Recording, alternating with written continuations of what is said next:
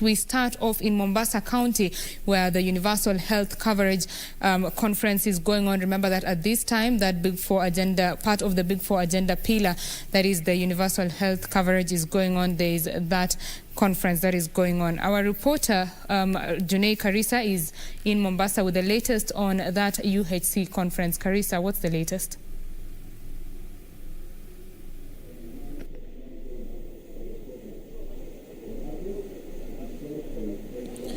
Good afternoon. We're coming to you live from the White Sands Hotel, where today the Council of Governors as well as the Ministry of Health today they are meeting to deliberate on the universal health coverage that was launched by President Uhuru Kenyatta in 2018.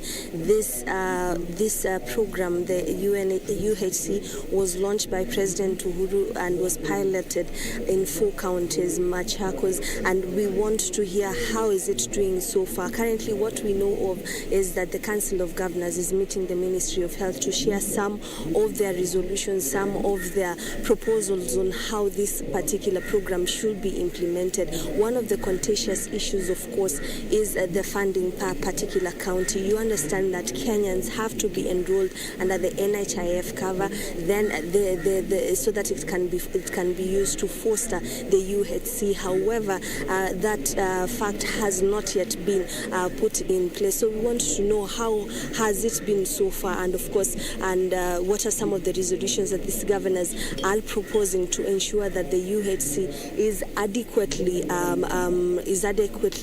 implemented across all the 47 counties. Another thing also to note is that the UHC was supposed to be implemented across referral hospitals in each particular counties. They have about some square meters that's supposed to be there. So there is supposed to be an increase in hospitals, and Kenyans have to be registered under the NHIF for this particular cover to work. But why is it going to work, and how much is needed so that that particular monies can be used to cushion Kenyans when it comes to free access to free medication in the country? I'm joined by Machakos Governor to just give us just a snippet. Is it working, and going forward, what can the government do to ensure that this particular UHC is gotten by each and every Kenyan here without any hurdle? Karibu sana. So how has it been so far, and what are some of your proposals going forward? So far it's good. We had a very heated discussion this morning because we are looking at what they're suggesting to us,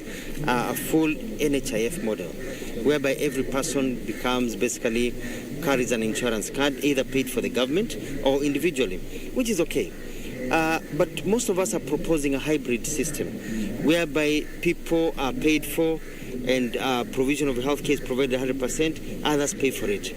For me, I was part of the counties that were in this pilot. UHC has succeeded in Machakos 100%. We even have a Machakos Cancer Center because we realized from the monies that we have, we're already paying the doctors, hiring the doctors. We already had the buildings. We were building more hospitals. We were providing services. So all we needed was to get more money, about 1 billion shillings, for medication. Because all the others were taken care of. We already had ambulances and everything. We already had the equipment.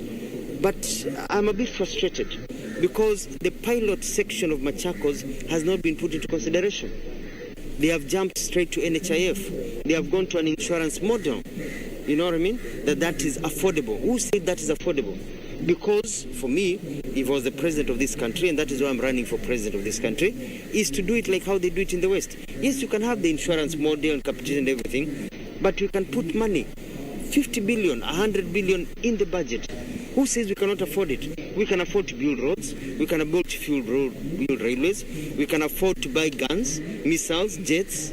You know what I mean? If we commit as a country, we want each and every child, mother of this country to receive quality health care, all at the same level, it can be done. Governor, how much are we looking at per each particular county for this thing to work?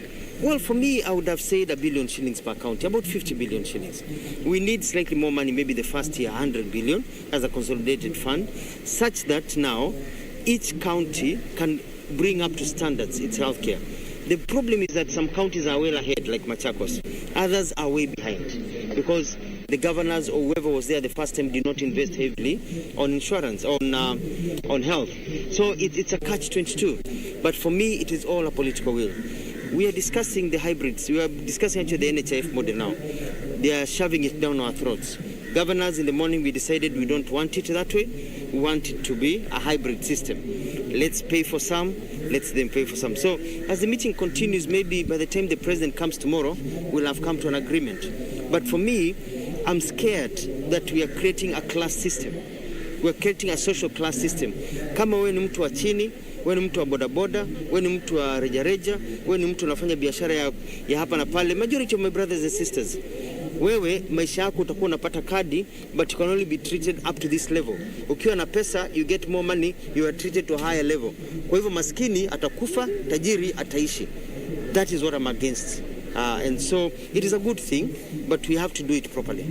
Those are powerful sentiments from Machakos Governor Alfred Mutua here at the White Sands Hotel, where the Council of Governors are meeting the Ministry of Health to deliberate on how a commoner, a Kenyan like me, can get access to free health cover. Of course, the money's issues are contentious issues. The medical insurance policy, they're saying that NHIF is refusing to remit money to the counties.